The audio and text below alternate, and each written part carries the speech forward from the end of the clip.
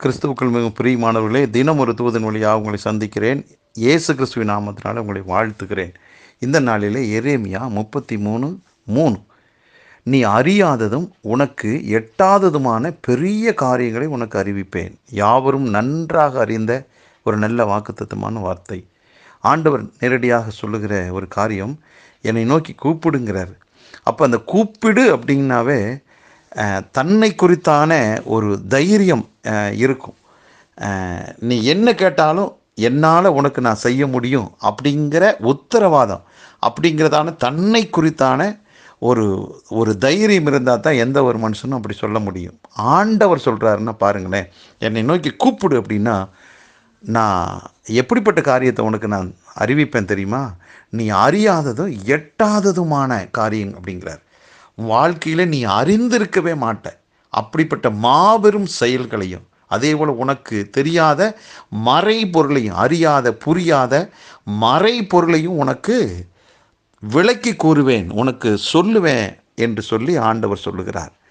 இந்த வார்த்தையை முன்னிட்டு நாம் ஆண்டவர் எப்படி புரிந்து கொள்ள முடியும் அப்படின்னா, இப்படிப்பட்ட மறைபொருளை எனக்கு, இப்படிப்பட்ட நான் புரிந்து கொள்ள முடியாத அளவுக்கு இருக்கக்கூடிய நல்ல ரகசியங்களை, நல்ல வெளிப்பாடுகளை, நல்ல சத்தியத்தை, நல்ல காரியங்களை எங்கிட்ட சொல்கிறாருன்னா, அவருடைய பார்வையில் என்னை என் தேவன் கனம் பொருந்திய பாத்திரமாய், அந்த காரியத்துக்கு தகுதியுள்ள நபராக என்னை என் தேவன் பார்ப்பதனால தான் இந்த வாக்குத்தத்தம் நமக்கு கொடுக்கப்பட்டிருக்கிறது.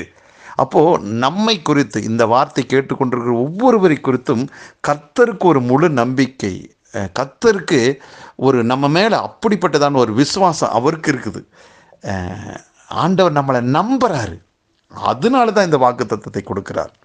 அதனால் இந்த வார்த்தை கேட்டுக்கொண்டிருக்கிற தேவனுடைய பிள்ளைகளாகிய நாம் இந்த நல்ல நாளில் புரிந்து கொள்ளலாம், என் தேவன் என் மேலே வைத்திருக்கிற அளவற்ற அன்புக்காக எத்தனை முறை ஸ்தோத்திரங்கள், நன்றி சொன்னாலும் போதாது என்று சொல்லுங்கள். ரெண்டாவது, என் மேலே என் தேவன் வைத்திருக்கிற அசைக்க முடியாத நம்பிக்கைக்காக நான் எத்தனை முறை அவருக்கு நன்றி சொன்னாலும் போதாது என்று சொல்லி அவரை துதியுங்கள்.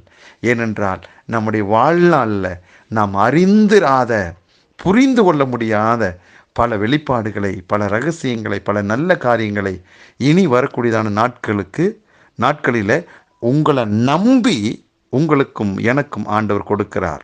ஆகவே ஆண்டவருடைய பார்வையில் நாம் விலையேறப்பட்டவர்கள், மறந்து விடாதீர்கள்.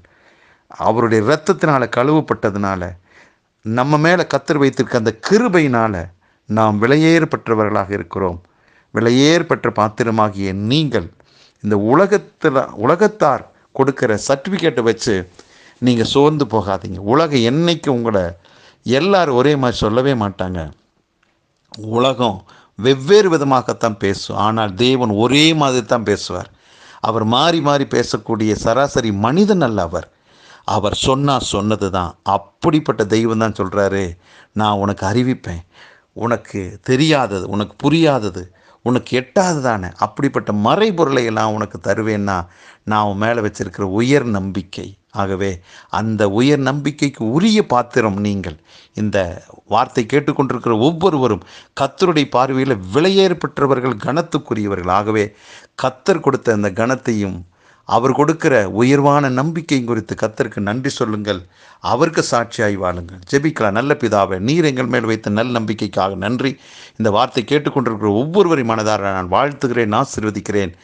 எங்களுக்கு நீர் கொடுத்திருக்கிற அந்த உயர்வான ஆமாண்டவரே, அப்படிப்பட்ட வாக்குக்காக நன்றி செலுத்துகிறோம் அப்பா. இதை கேட்டுக்கொண்டிருக்கிற ஒவ்வொருவரையும் மனதார வாழ்த்தி ஆசீர்வதிக்கிறேன். இந்த நாள் ஆண்டவரே யாவருக்கும் வெற்றி நாளாக அமைவதாக. இயேசு கிறிஸ்துவின் நாமத்தை ஜெபிக்கிற நல்ல பிதாவே, ஆமென்.